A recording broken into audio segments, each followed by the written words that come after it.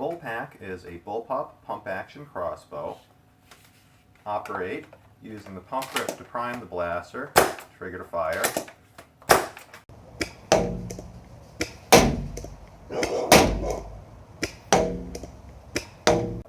It's fed by a hopper, so each time you do that, it will fire a dart if it's loaded. And it also has an extra hopper set up as an automatic blowgun, so that if someone comes up close to you, you can use this for short-range, fully automatic fire.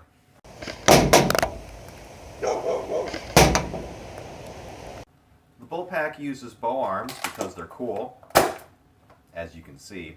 If you're not into bow arms, it would be simple enough to put an extension spring between here and here instead of bow arms.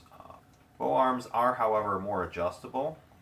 Longer bow arms will give less tension than shorter bow arms, but they will also last longer. Shorter bow arms provide more tension but wear out faster. In addition to swapping out the bow arms, you can also adjust the power to a smaller degree by changing the string length. I have a few different knots available to me to select how much tension I want. The other somewhat distinctive characteristic, although less distinctive than it used to be, is that this blaster has a bullpup layout. In this case, the piston is still firing in the forward direction, but since it's connected to a rod that pulls through a sealed hole, the catch, the pump assembly, and the propulsion are all in front of the piston instead of behind it. Since the air comes out at the piston, that's generally where you want your barrel and your feed mechanism to be, this places that in the middle, somewhat towards the back, preventing the barrel from sticking out the front of the blaster and making it longer. It also means that if you want to look right down the barrel, it's pretty easy to do so from a normal firing position. In contrast with a traditional spring layout where the barrel would start here and may not quite be pointed in the same direction as the frame of the blaster. This is not the first BullPAC that I've built, but it is still at least 4 years old.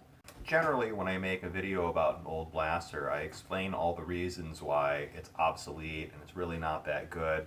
Maybe it wasn't such a great idea in the first place.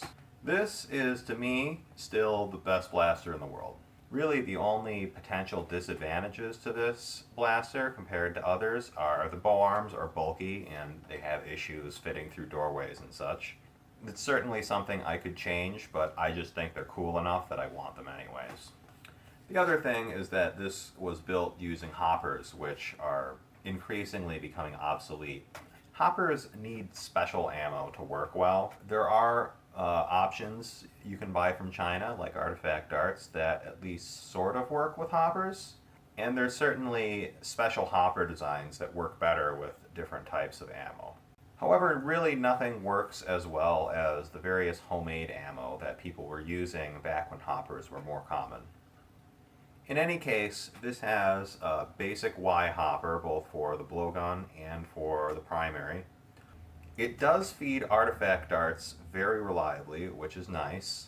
And I think that's just because even though it has a shorter draw than normal homemade, the wide piston makes it have a larger volume than a typical homemade.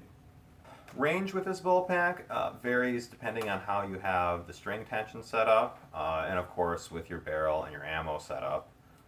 Using artifact darts and a fairly stout string tension setting, I was able to shoot over 200 feet.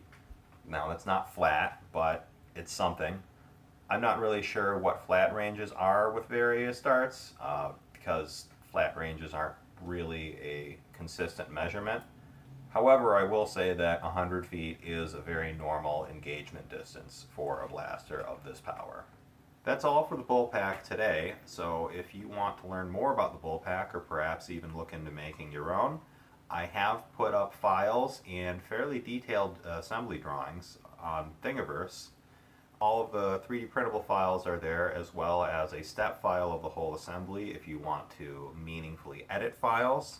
There are dimensional drawings of many of the parts, including many of the parts that would normally be 3D printed if you're trying to work out some other solution. That's all for today, so see you in the next video.